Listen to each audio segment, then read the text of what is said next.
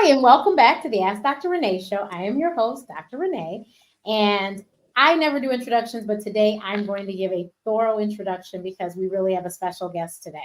So, Kevin Iega Jeff, known to most as simply Iega, is a celebrated dancer, choreographer, artistic director, and innovative leader, recognized by the Juilliard School as one of its 100 outstanding alumni. He's been honored alongside legends like Viola Davis and Aretha Franklin. New City Magazine listed Iega among Chicago's top performers, and Mayor Lori Lightfoot appointed him to Chicago's Cultural Advisory Council.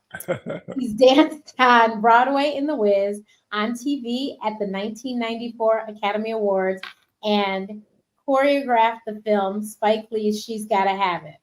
With over 50 choreographed pieces to his name, he has been commissioned by premier companies and theaters both nationally and internationally. As a community-focused artist, Iega has worked on global projects like Grit and Grace and Swamp Gravy. He's educated at institutions from Howard University to the University of KwaZulu-Natal in South Africa. Originally from New York, Iega started at the Bernice Johnson Cultural Arts Center and later founded Jubilation Dance Company.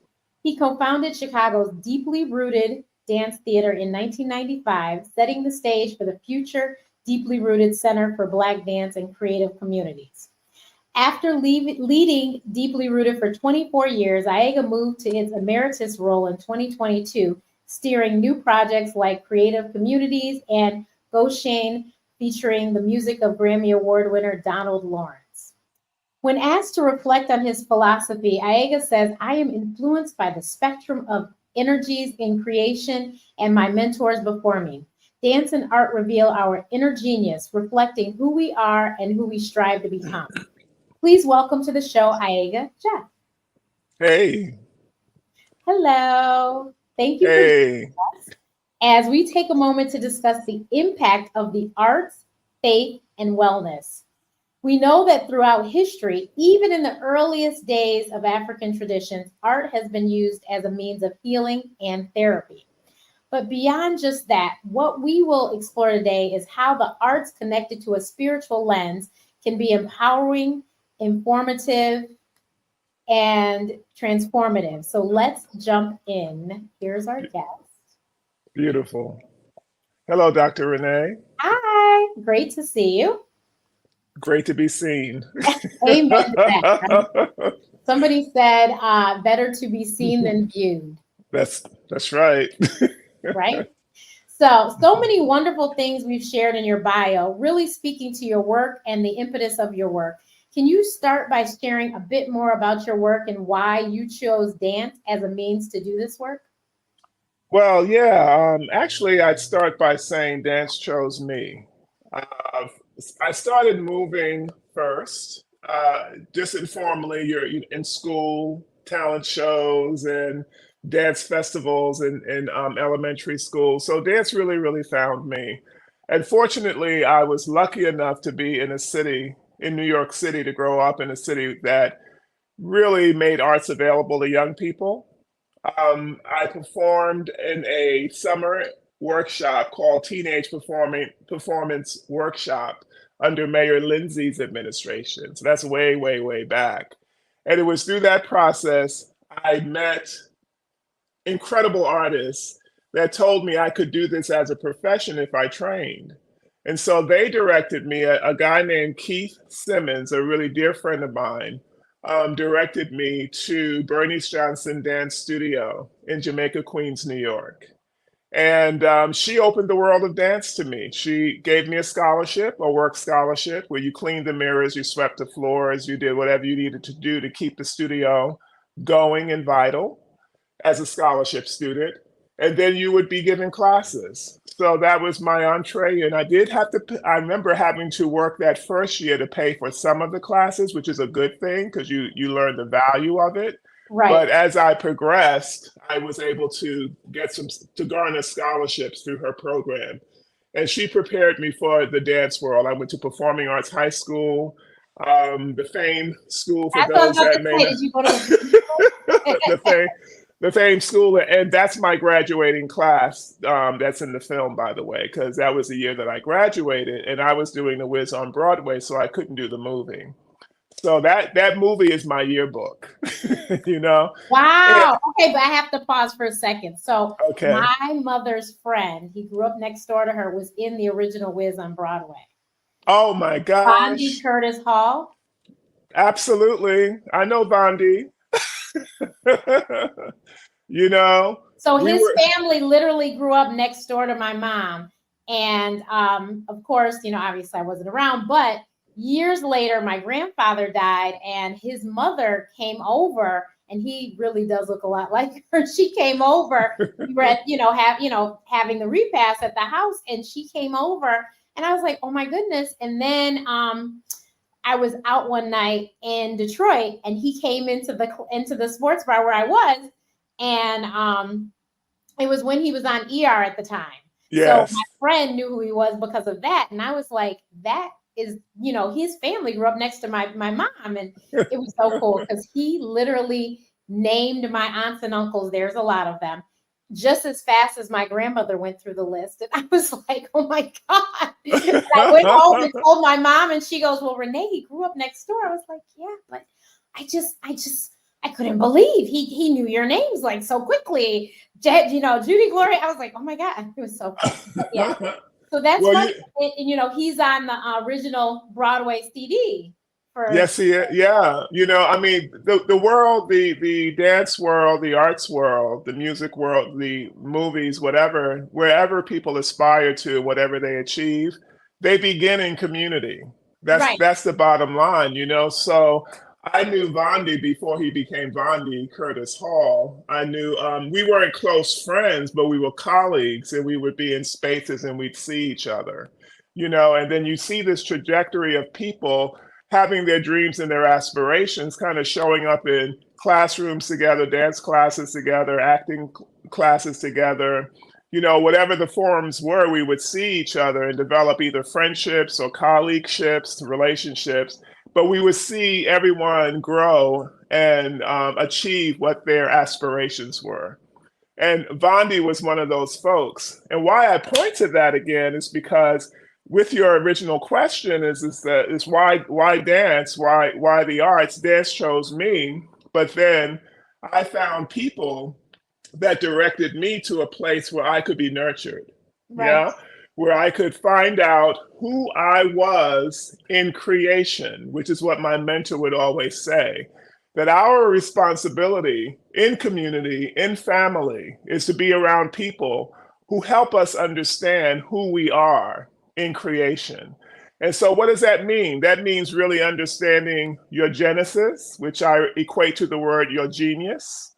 And that becomes a map for your evolution as you peel away the layers of who you are and begin to understand what those layers really, really mean. So for me, although I was young and I wanted to dance, and dance sounded really sexy and sounded really like I could become this kind of star, perhaps an incredible Broadway star dancing on Broadway. And I did dance on Broadway, or dancing on a concert stage, and I did dance on concert stages. But the reality is that while I was learning how to dance, I was learning about me. And in the course of that, even though I did those things that I aspired to do as a young person, what I really learned that there was something much greater, something much deeper, if you will, that was really moving my soul. And that was my spiritual connection to this art form. That was my intellectual connection to this art form, my physical connection, and then the understanding of how all those three things together, the Trinity, help us to manifest the lives that we choose to live and the material things that we choose to aspire to have in our lives. And when we keep that alignment, then we keep ourselves whole. And so I became intrigued and just shaped by those ideas as a mission to my life. And so my whole life has been a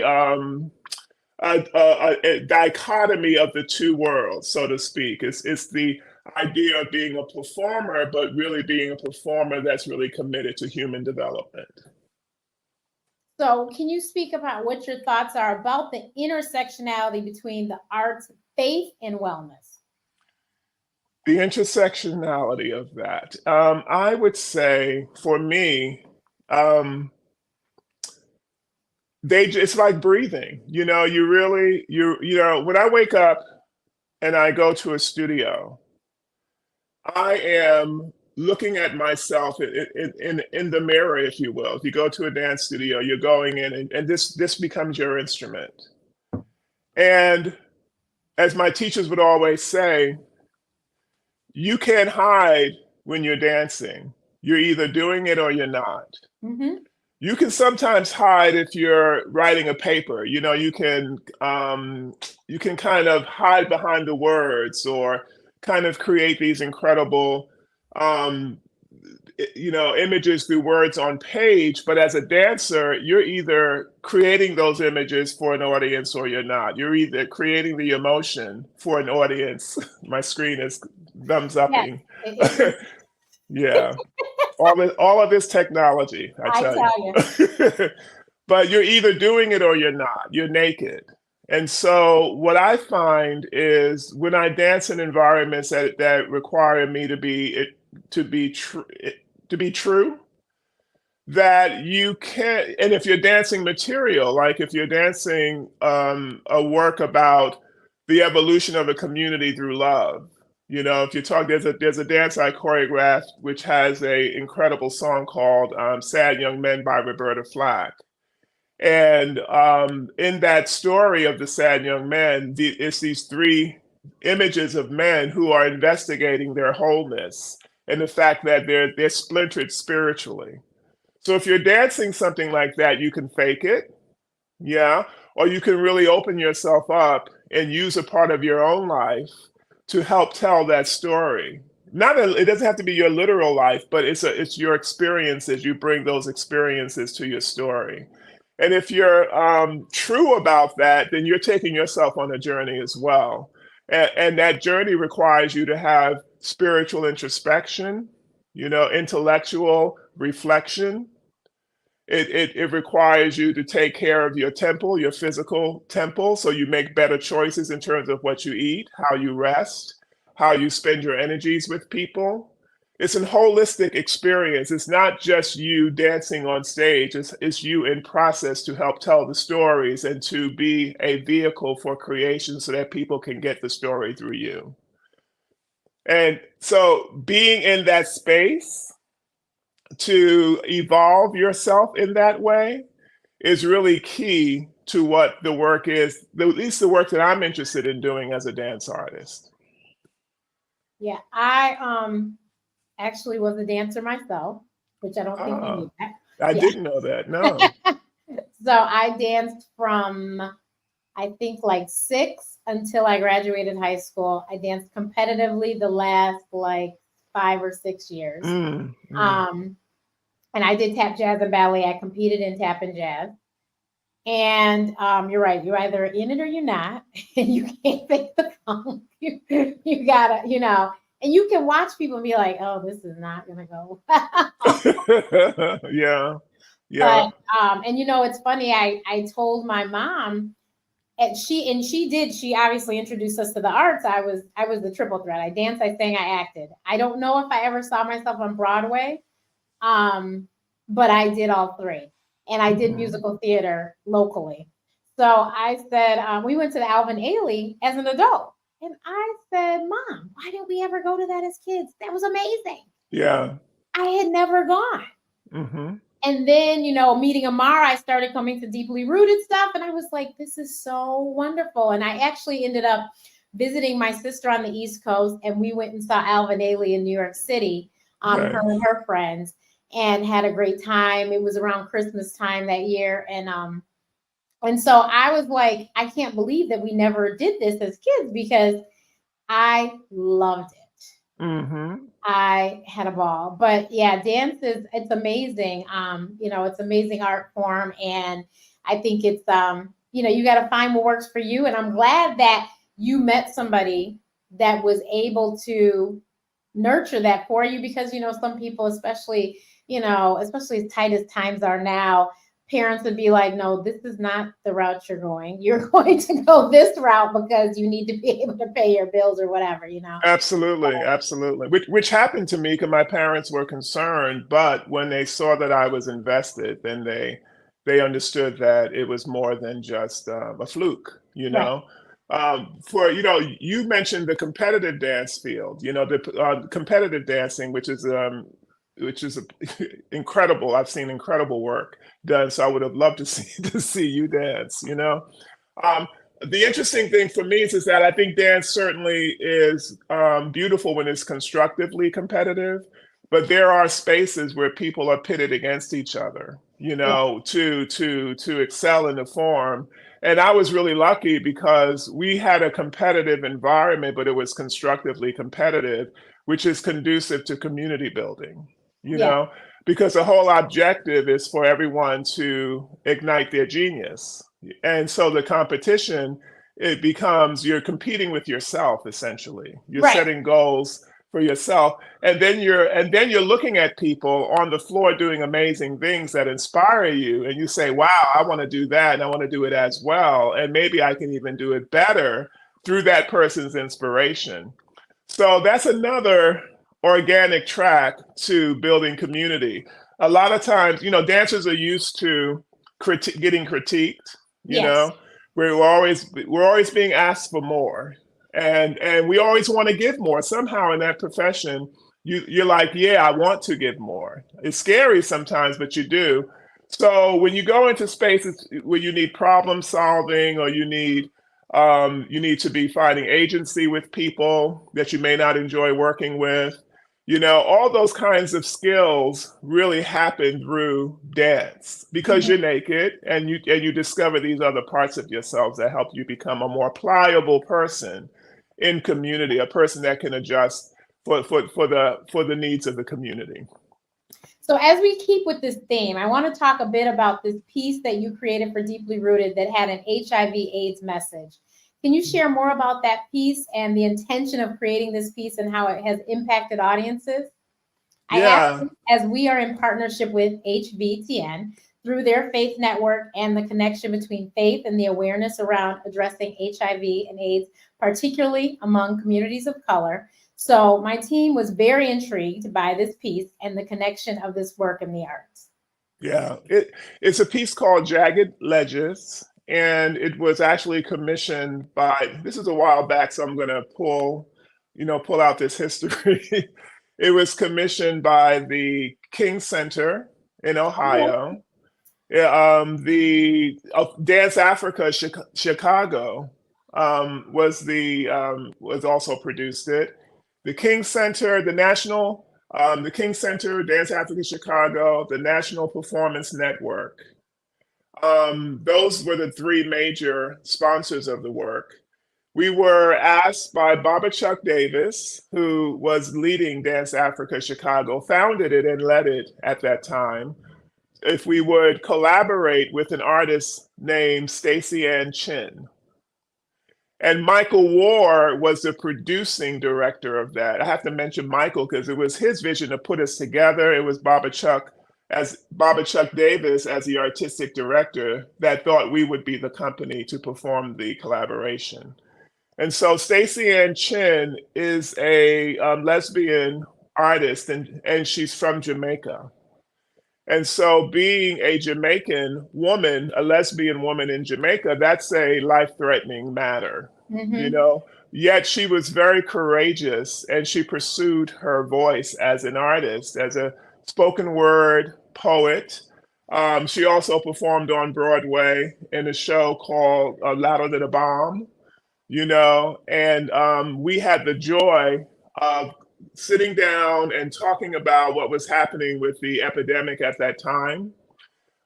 We had gotten through the early years of AIDS where we lost so many people, and we were beginning to find medications that would give people life, that would Yes. give people meaningful lives. And so there was a shift that was happening that we wanted to speak to in terms of people living vital lives with HIV.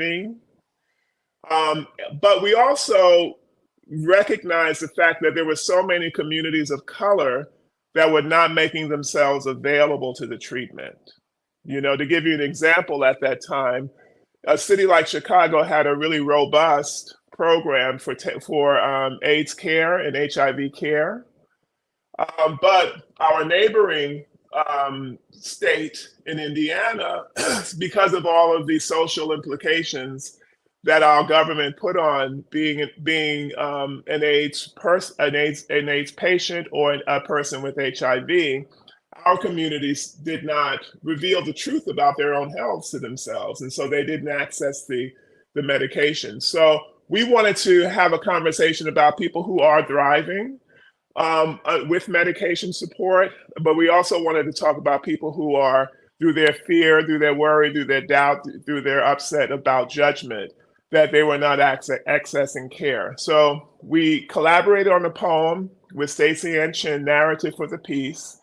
And we is Gary Abbott, my artistic partner with Deeply Rooted. He's also a co-founder of Deeply Rooted, and we co-choreographed the dance together. Stacey Ann Chin performed the work live with the company at the Chicago Theater. And it was an incredible evening because, especially at that time, there was a message that really needed to be heard, because there was a lot of voices that were just not spoken or heard at that time. And so it was an incredible piece, and we got to perform it not only here in Chicago, but in different states around the country. Imara had us bring it to, I think, did we ever make it to Atlanta one time? Yeah, we did book it with Imara in Atlanta, but something came up scheduling wise, which interrupted it. But that's how he knows about the work. But it's a very special work to us, and yeah, it made a big difference to our audiences at that time. That's wonderful. Mhm. And I'm West Indian too, so I do completely understand that Mhm. be a lesbian in Jamaica is, it's a big deal.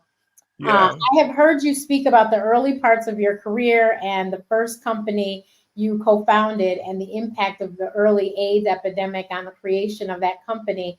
Can you share a bit more about the experience and how the early days of the epidemic has shaped and impacted the cultural movements and the expressions over the time? Oh man, it was pretty devastating. First of all, it was happening all around us. So many people that we lost in the field, especially in the arts, at the time. Then, when it began to hit my family, my dance family inside of my dance company, which at the time was Jubilation Dance Company, we were primed for an incredible level of success. We had been working for about 11 years at that point. We had completed national tours, international tours. We had just had a conversation with the editor of Dance Magazine at that time, and he was about to slate us for the cover of Dance Magazine. And it would have been a quantum leap for the company because we had been very careful about our funding choices because we felt like we wanted to build the audience around the work and then see what drew people to the work, and then seeing what funding opportunities existed inside of the audience we developed. And so we were about to take a whole nother step, and bam, we ran smack into the impact of the AIDS epidemic. I lost my artistic partner, Aaron Duggar, a brilliant, brilliant dancer in the company, a brilliant soul in my life in so many ways. We lost two other dancers, Anthony Marshall, another brilliant soul and brilliant person, and Glenn Ford Good. We lost our booking agent. We lost the editor of Dance Magazine, who was about to slate us for the cover. He passed away.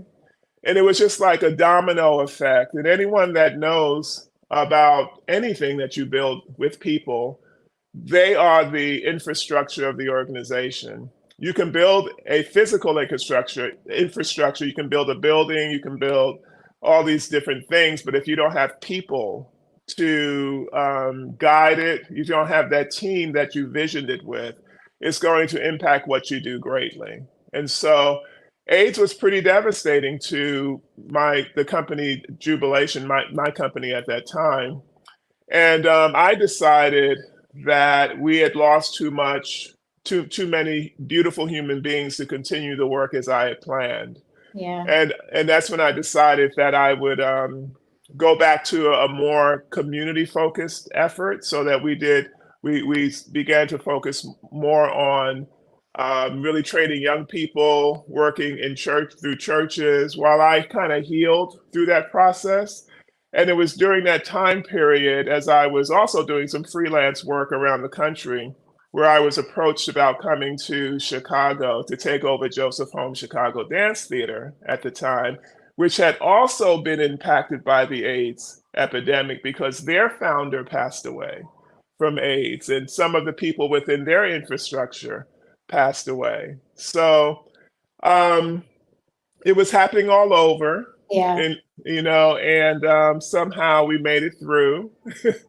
And now it's a day where it's still with us for sure, but we have mechanisms to keep people alive.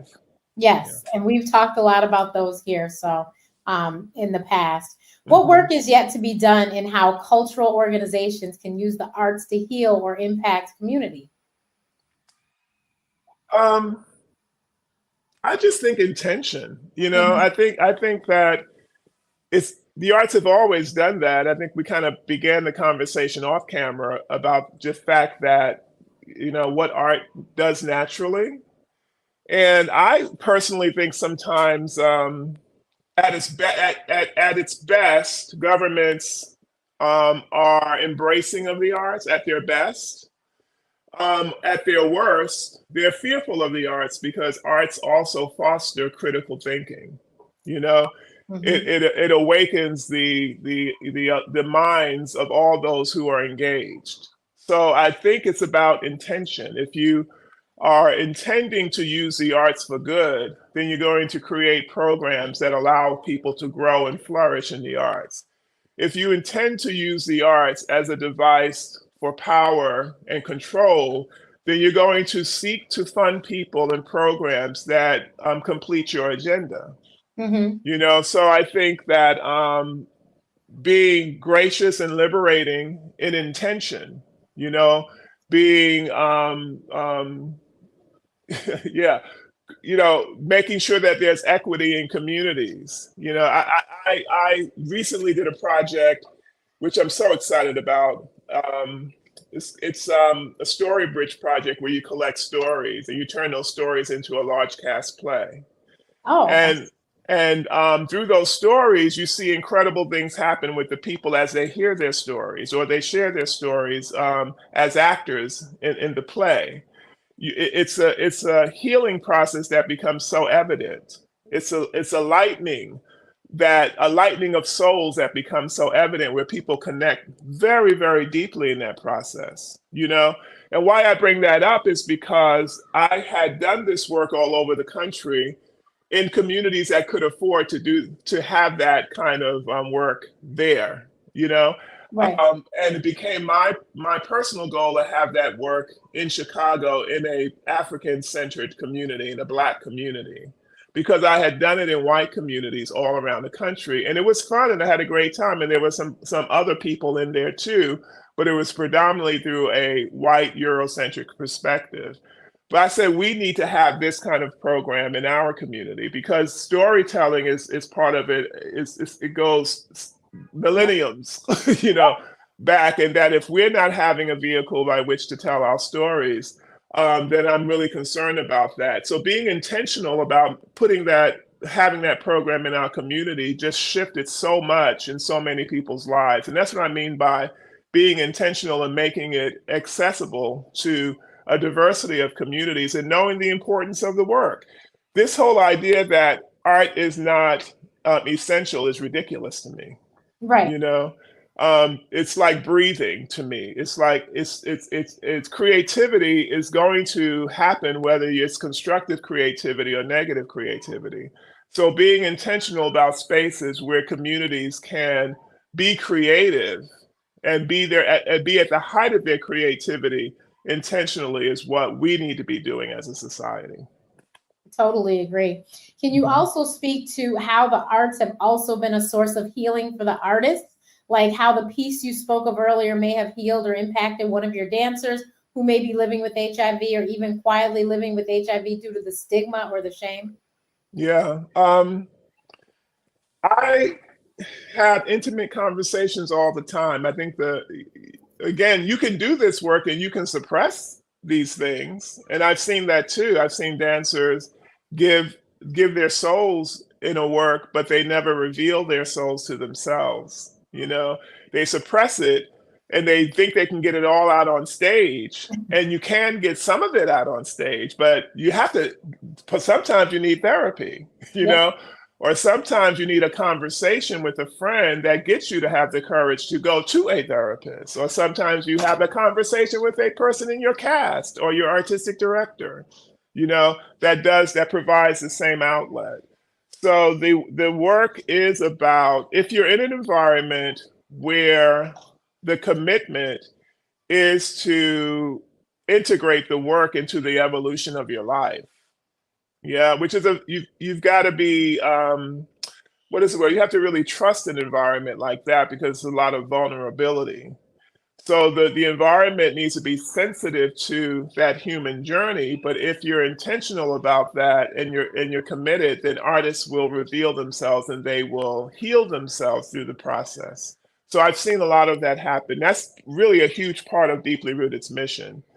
It's not our job to heal the dancer, but it is our job to let the art be a vehicle for the artist to make choices about their own human evolution.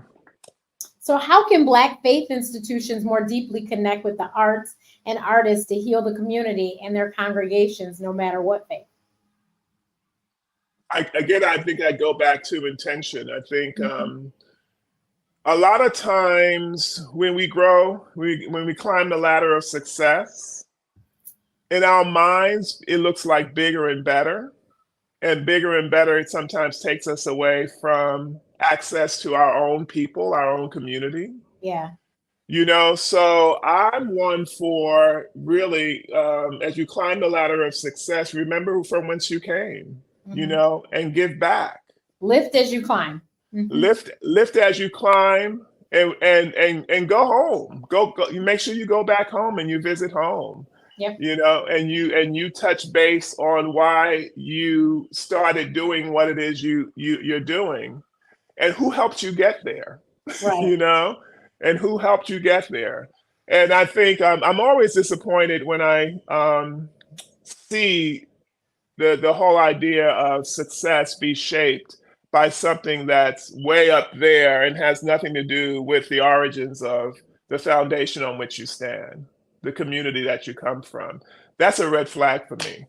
You know, so I would say to artists, just, and a lot of artists are very generous, and you know, I mean, I'm thinking of right now, leaving what's happening. I'm not going to get too much into this because I don't want to get all political inside of all this stuff, or Right. heavily social.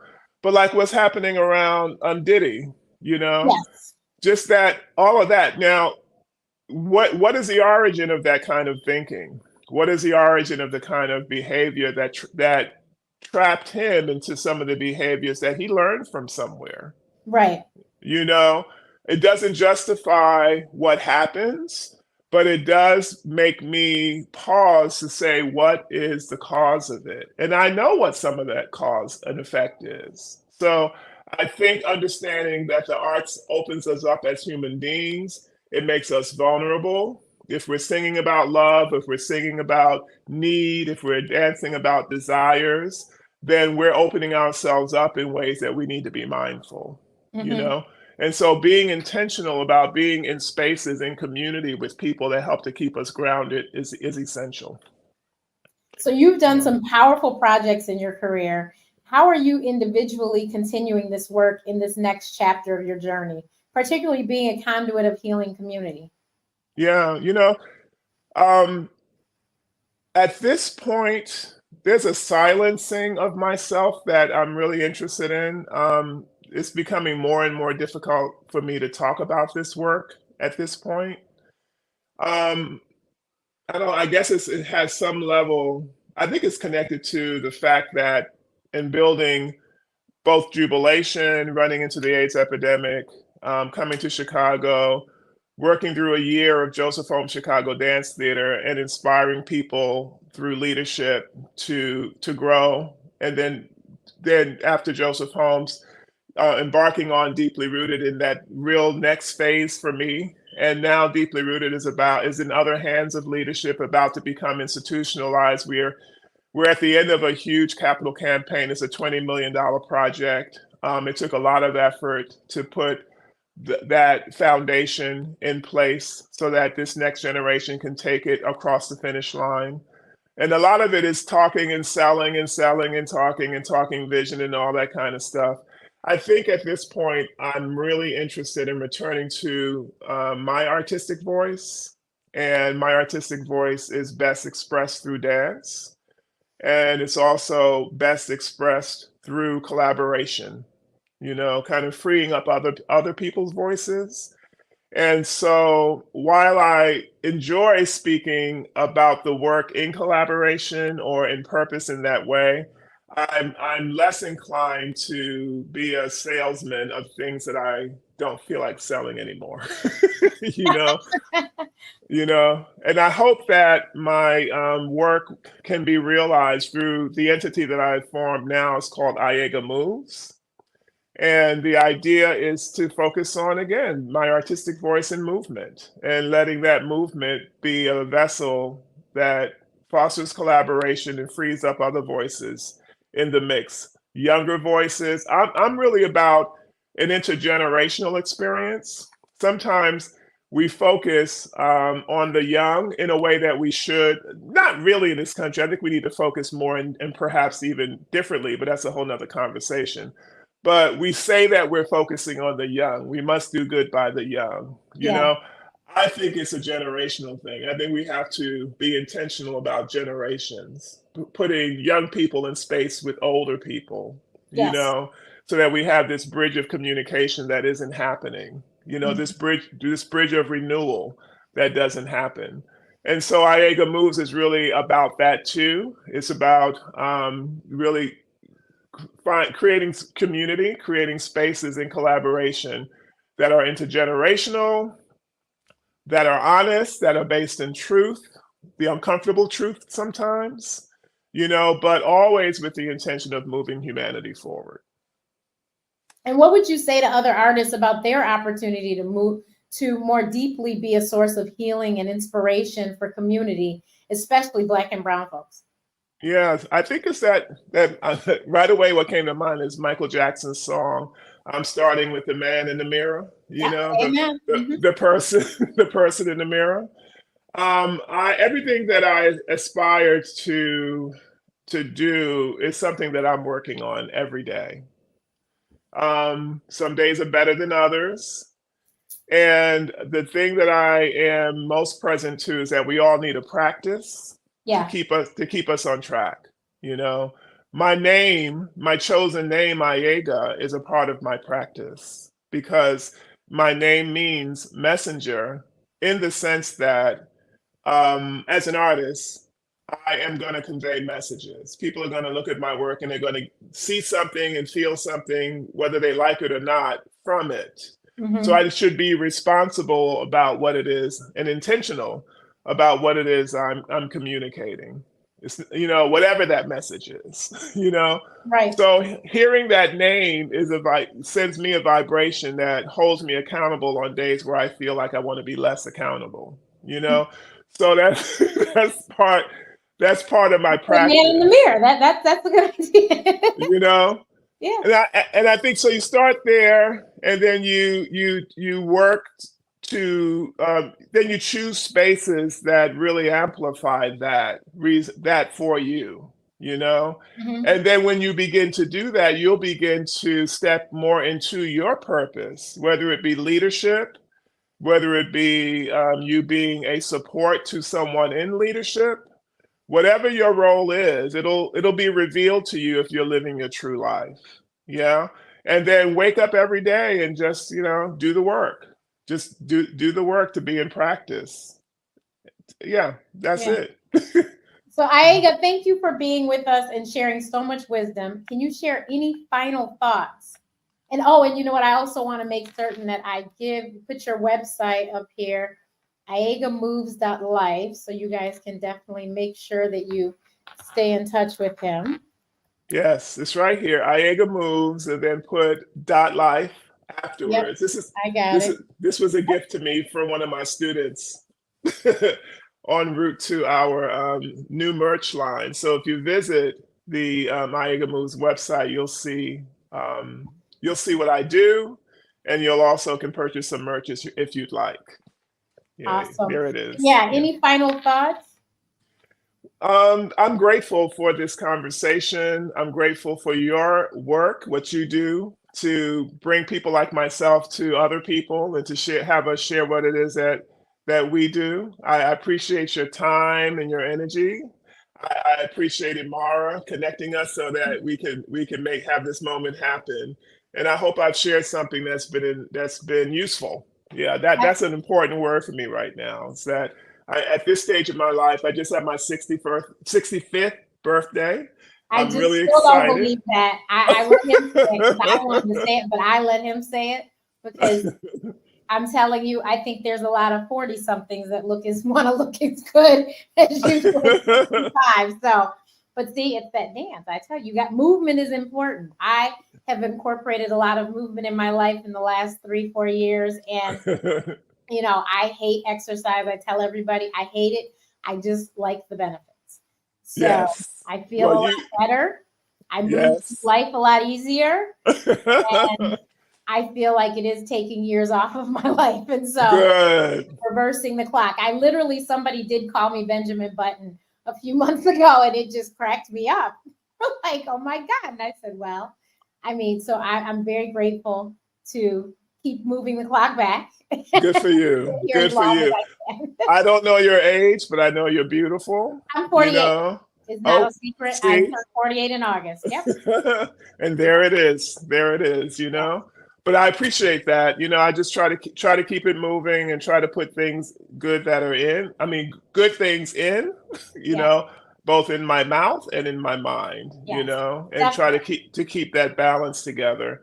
And I feel like, there's a whole nother chapter at 65. So I just want to say that to folks. This whole idea of retiring is just foreign to me. I think that if you live a I've been saying that for years, and people laugh at me, and they're like, "What do you mean you don't want to retire?" And I'm like, well, "Why would I want to?" First of all, you should work a job that you never want, that you don't feel like you're working a day in your life. That's So right. That's you right. work a job that you're like. My sister always says, "You're unemployed." I'm not unemployed, but I just don't look. I don't have the Sunday night blues. I'm good with Mondays. I like Mondays, and Yeah, so then why would I you need to? feel you. You just I move think into the next chapter. it's a purpose-driven life. Yeah. That if you have a purpose-driven life, it's not work. And so I'm fortunate enough to have a purpose-driven life. Sometimes it feels like work because it's not perfect, Right. but when you have those days where it feels hard and you say, okay, why am I doing this? And then that light comes on at You the end of the remember. tunnel, you Mhm. remember and you keep going. So I relate. So retirement is not making choices about my work is important to me, but retiring is not. It's not an option. Yeah. So I share that. Hopefully, it's useful, and I have had a really great time. Thank you. And folks can support you by going to your website, correct? Absolutely. Yeah. Iegamoves.life. And thank you for watching. And we also want to thank our partners, the HBTN Faith Network and the Black Leadership AIDS Crisis Coalition, Black, powered by AHF, AIDS Healthcare Foundation, and of course, our wonderful guest, Iega Jeff, and of course, Amara Kennedy, who helped to put this together. Have an amazing day. And thank you so much, everyone, for watching.